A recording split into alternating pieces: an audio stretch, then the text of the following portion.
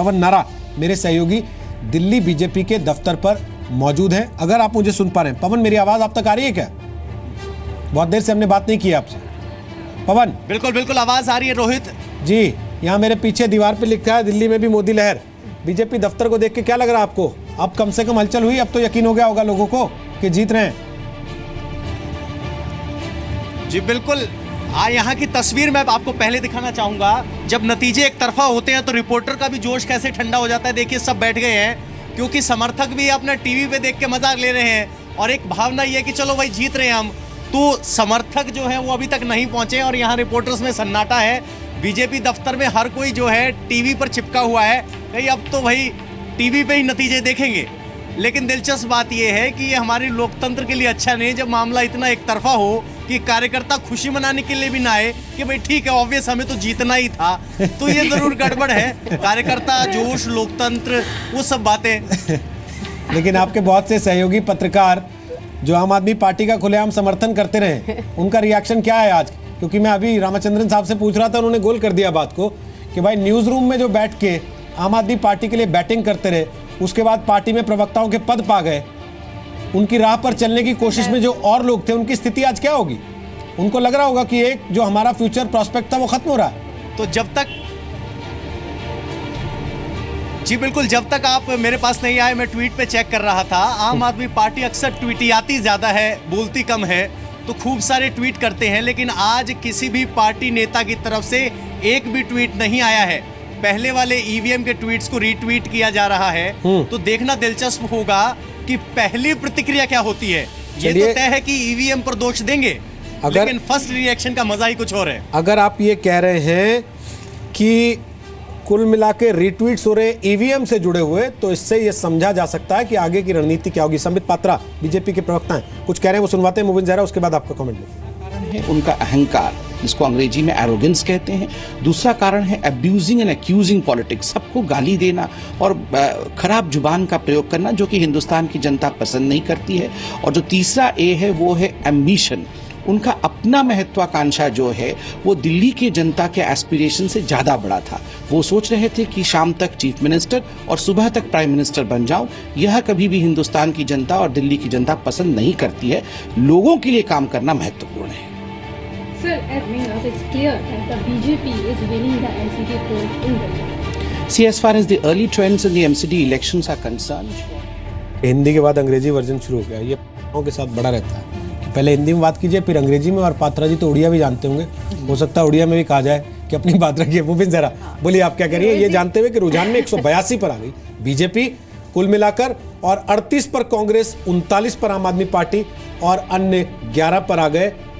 महाबल मिश्रा को थोड़ा सा इससे तनाव जरूर होगा कि वो अभी भी थर्ड नंबर की पार्टी हो जाएंगे अगर रुझान नतीजों में तब्दील होते हैं। उनके पास जाऊंगा, उससे पहले मुबिन ज़हरा। हाँ, देखिए मैं यहाँ पे ये कहना चाहूँगी, आपने कहा कि जो कुछ लोग ऐसे हैं जो आम आदमी पार्टी को खुलेआम उनकी बैटिंग करते हैं। देखिए एक बहुत इंपॉर्टेंट चीज़ है जो जिसको हम मिस कर रहे हैं कि किस तरह के लोगों को टिकट दिया गया। अगर आप आम आदमी पार्टी का रिकॉर्ड देखें, जीतने के बाद जब उन्होंने विधान जीता था उसके बाद जो उनका रिकॉर्ड देखें तो सीरीज़ वाइज कोई फेक डिग्री में पकड़ा जा रहा है उनका, कोई डोमेस्टिक वायलेंस में, और फिर वही जो नेता है आम आदमी पार्टी के कहीं से महिला सीट से किसी महिला कैंडिडेट के बारे में बात करते हैं, तो कहीं ना कहीं आपकी क्रेडिबिलिटी पे बहुत बड़ा सवाल उठा है। उस पर उनको सोचने की ज़रूरत है। और जहाँ तक कांग्रेस की बात है, मुझे लगता है कि कांग्रेस जो है अभी भी बहुत, जो हम राहुल गांधी हैं उनको बहुत सेफली प्ले कर रही है। तो कहीं ना कहीं वो जो प्रॉब्लम है वो वहीं अभी भी वहीं कायम है। और एक बहुत इंपॉर्टेंट बात है रोहित जी की, सिर्फ टोपी पहनने से, कार्यकर्ता बनने से आप इलेक्शन नहीं जीतते हैं। आपको काम करना पड़ेगा, आपने जनता से जो वादे किए हैं वो पूरे करने पड़ेंगे। और एरोगेंस कहीं ना कहीं आपको बहुत बुरी तरह से आपको उसका जवाब दे देता है जब इलेक्शन के रिजल्ट आते हैं। चलिए हम वापस आपसे बात करें, उसके पहले जल्दी से एक बार रुझानों पर नजर डाल देते हैं। पूर्वी एमसीडी, उत्तरी एमसीडी, दक्षिणी एमसीडी के रुझान क्या कह रहे हैं। दक्षिणी एमसीडी में 70 रुझान बीजेपी के पक्ष में है, 13 कांग्रेस के पक्ष में, 16 आम आदमी के पक्ष में और 5 अन्यों के पक्ष में। माफ कीजिएगा। उत्तरी एमसीडी की 103 सीटों पर बीजेपी 72, कांग्रेस 14, आम आदमी पार्टी 14, अन्य 3 पर। पूर्वी एमसीडी 63 सीटों में 40 बीजेपी, 11 कांग्रेस, 9 आम आदमी पार्टी और 3 अन्यों के खाते में जाते हुए दिखाई दे रहे हैं। बीजेपी के नेता रवि किशन कुछ कह रहे हैं वो सुनवाते हैं, फिर महाबल मिश्रा के पास। मोदी जी की दीवानगी है, उनकी पॉलिसी को पूरा देश फॉलो कर रहा है, उसी तरह एमसीडी में भी दिल्ली ने फॉलो किया। ये मोदी जी की पूरी ऑनेस्टी की एक लहर है, जिसको कहते हैं ना कि जो उत्तर प्रदेश में योगी जी द्वारा दिख रही है, तो पूरा एक फेथ है जो पूरे देश का एक मोदी जी के प्रति, भारतीय जनता पार्टी के प्रति एक विश्वास है। ये विश्वास की जीत है, ये सच्चाई की जीत है, ये ऑनेस्टी की जीत है। तो रवि किशन को आपने सुन लिया। अरविंदर सिंह लवली जो कांग्रेस से बीजेपी में आए हैं वो क्या कह रहे हैं वो आपको बताएंगे। उसके पहले जल्दी से निवृत्ति मोहन अरविंद केजरीवाल के घर के बाहर हैं, दिल्ली के मुख्यमंत्री के घर के बाहर है। मनोज तिवारी तो रिपोर्टरों को नाश्ता करा रहे हैं, साथ में लाइव दिखा भी रहे हैं टीवी पे। अरविंद केजरीवाल नाश्ता ना कराते, कम से कम ईंट से ईंट बजाते हुए दिखाते। बुला रहे हैं कि नहीं अंदर लोगों को, बात कर रहे हैं कि नहीं किसी से?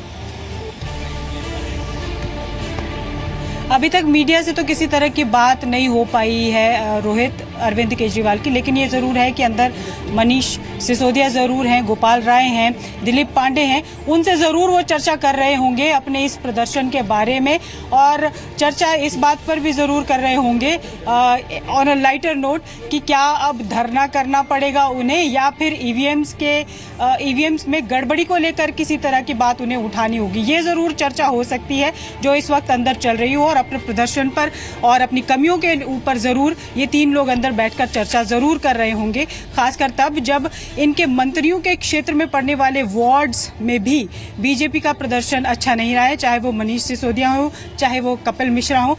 उनके विधानसभा क्षेत्र में पड़ने वाले वार्ड्स में भी प्रदर्शन अच्छा आम आदमी पार्टी का नहीं रहा है। रोहित, चलिए ये एक बड़ी चीज़ है। मुझे ये बताइए कि केवल मनीष सिसोदिया है कि और लोग भी आ रहे हैं वहाँ पर पार्टी के? जी, इस वक्त तक तो मनीष सिसोदिया अंदर मौजूद हैं, दिलीप पांडे इस वक्त मौजूद हैं, और गोपाल राय इस वक्त मौजूद हैं। उसके बाद से अब तक कोई और व्यक्ति, कोई और जो पार्टी का बड़ा नेता है वो अंदर नहीं आए हैं। पवन नारा बीजेपी दफ्तर में मौजूद हैं, उनके पास ऐसा दिखाई दे रहा है थोड़ी हलचल हो गई है। पवन नारा बताइए क्या हो रहा है वहाँ पर?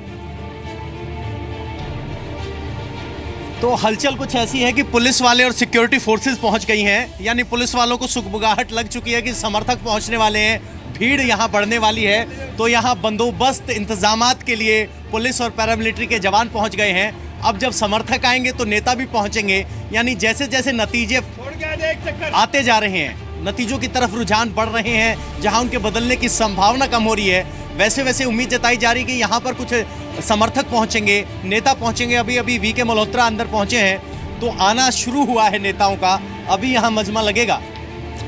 चलिए वापस आता हूँ आपके पास। देखिए मनोज तिवारी लगातार टीवी चैनल्स पर लाइव हैं, बता रहे हैं कि नाश्ता कर रहे हैं, पत्रकारों के साथ दिखाई पड़ रहा है सब जगह पर। हम भी इंतज़ार कर रहे हैं, आते हैं, हमसे बात करेंगे कि नहीं करेंगे। लेकिन एक बड़ी चीज़ इस समय ये है कि अरविंद केजरीवाल की एरोगेंस की पॉलिटिक्स को दिल्ली की जनता ने नकार दिया है। जो एंग्री यंग मैन की छवि लेकर अरविंद केजरीवाल ने दिल्ली विधानसभा का चुनाव जीता था, उसके 2.5 साल के बाद, 2.25 साल के बाद दिल्ली की जनता ने उनकी उसी एंग्री यंग मैन की छवि को नकार दिया, ये कहते हुए कि 2.5 साल में आपने काम क्या किया है वो काम दिखाइए, अब नारे पे वोट नहीं मिलेगा। तो ये बड़ा साफ संदेश है एक बार फिर जनता की तरफ से। आपको उत्तर प्रदेश का चुनाव याद होगा, बहुत दिन नहीं हुए, जिस तरीके का मैंडेट आया, काम बोलता है कि नारे को जिस तरीके से मुंह की खानी पड़ी समाजवादी पार्टी के, वहां भी उत्तर प्रदेश की जनता ने साफ कर दिया था कि काम बोलता है तो काम दिखाई भी देना चाहिए, काम खुद से बोलना चाहिए, विज्ञापन के जरिए उसे बुलवाने की नौबत नहीं आनी चाहिए। और अगर ऐसी नौबत आती है तो वो मैसेज वही होता है जो अखिलेश यादव के लिए रहा और जो अरविंद केजरीवाल के लिए रहा, जिन्होंने 525 करोड़ रुपए का विज्ञापन का बजट रखा, जगह जगह बड़े बड़े होर्डिंग्स लगाए, बड़े बड़े पोस्टर लगाए, अखबारों में फुल पेज के विज्ञापन छापे, टैक्स पेयर के पैसे का दुरुपयोग किया, जिस पर एलजी ने सवाल भी उठाए, उनको जुर्माना तक भरने की नौबत आ गई। इस तरीके के भी आदेश हुए सीएजी की तरफ से रिपोर्ट आने के बाद। जनता काम चाहती है, काम की फिक्र और केवल उसका जिक्र करने से जनता वोट अब नहीं देती है। ये एक बड़ा मैसेज दिल्ली की जनता ने इस एमसीडी चुनाव के जरिए दिया है। आप इससे सहमत हैं रामचंद्र साहब? बिल्कुल सहमत हूँ। मेरे ख्याल में ये अब तय हो गया हिंदुस्तान में कि वो कोई भी आदमी या औरत अपना कीमती वोट ज़ाया नहीं करना चाहते। वो कहते हैं किसी ने डिलीवर किया है और उनमें कुछ थोड़ी बहुत ह्यूमिलिटी है, उनको ज़रूर इलेक्ट करके भेजें। जो चीज़ें केजरीवाल जी ने सत्ता पे आने से पहले बात की, वो सर झुका के लोगों के पास जाना और उनसे बात करना कि वो उनसे सहमत हैं, ये चीज़ ही होनी चाहिए। तो उन्होंने कहा हमको एक मौका दीजिए, हम करेंगे। तो उनको मौका दिया गया और 2.5 साल में तो वो बिल्कुल फेलियर निकले। अब क्या उनको मौका और मिलना चाहिए कि नहीं, ये भी लोग ही तय करेंगे। अगर उन्होंने इसको रेफरेंडम माना है तो रेफरेंडम में तो उनकी छुट्टी कर दी दिल्ली के लोगों ने। किसी ने लिख के भेजा 2015 में आम आदमी पार्टी और दिल्ली का रिश्ता हनीमून का था। 2016 में दिल्ली पूछने लगी ये क्या हो रहा है, और 2017 में उन्होंने कह दिया तलाक तलाक तलाक।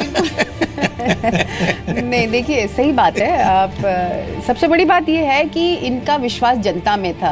आपने देखा होगा कि इशारा कर दी जनता जवाब देगी, जनता जवाब देगी। तो जब जनता ने जवाब दिया है तो आपको उसकी रिस्पेक्ट करना चाहिए। उनके नेताओं का ना कहीं नजर ना आना, मीडिया में नहीं आना, बात ना करना, ये साफ जाहिर करता है कहीं ना कहीं आपने जो है जनता को बेवकूफ़ समझा था। आपने सोचा था कि आप चलावा दिखाएंगे, हम ये कर देंगे, वो कर देंगे। तो रियलिटी चेक आप कह सकते हैं कि ये इलेक्शन, एमसीडी का जो इलेक्शन है, ये क्यों इम्पॉर्टेंट है? क्योंकि रियलिटी चेक है कई लोगों के लिए। कांग्रेस के लिए भी अगर वो खुश हो रहे हैं तो मुझे नहीं लगता उन्हें ये उम्मीद थी, लेकिन वो खुश हो रहे हैं, अच्छी बात है। उनको भी ये सोचना है कि आगे चल के कैसी उनको रणनीति बनानी है। और बीजेपी के लिए देखिए, मैं यहाँ पे एक बात कहना चाहूँगी कि हम बार बार ये जिक्र कर रहे हैं कि नरेंद्र मोदी जी जो प्रधानमंत्री हैं उनका असर रहा है। बिल्कुल रहा है, लीडरशिप का असर होता है। मैं आपको बताऊं रोहित जी कि मैंने कुछ इनकी जो सभाएं हैं वो सुनी है। मेरे इलाके में कुछ कांग्रेस के नेता, उन्होंने डायरेक्टली ये एमसीडी का इलेक्शन था लेकिन जिक्र वहाँ हो रहा था डिमोनेटाइजेशन का, क्रिटिसिज्म हो रहा था। तो जब ने भी तो गौ गंगा पे वोट मांगे। बिल्कुल मैं वही कहना चाह रही हूँ कि हम इस बात को डिनाई नहीं कर सकते, हम इसको इग्नोर कर सकते हैं, लेकिन इसको डिनाई नहीं कर सकते। मैं कह रहा हूँ अगर भावनाओं का वोट है तो मुस्लिम इलाकों में आम आदमी पार्टी और कांग्रेस क्यों हार रही है? नहीं देखिए, अगर मैं चाहूंगी कि आप इस पे ध्यान दें कि शुरुआती जो अभी आ रहे हैं, जो पुराने जो वहाँ के, क्योंकि ये लोकल मुद्दों से रिलेटेड चुनाव है, तो वहाँ के जो ऑलरेडी जो लोग थे, जो कैंडिडेट थे, जो अपना कैंडिडेचर प्रूव कर सकते थे, मुझे लगता है वो ही जीते।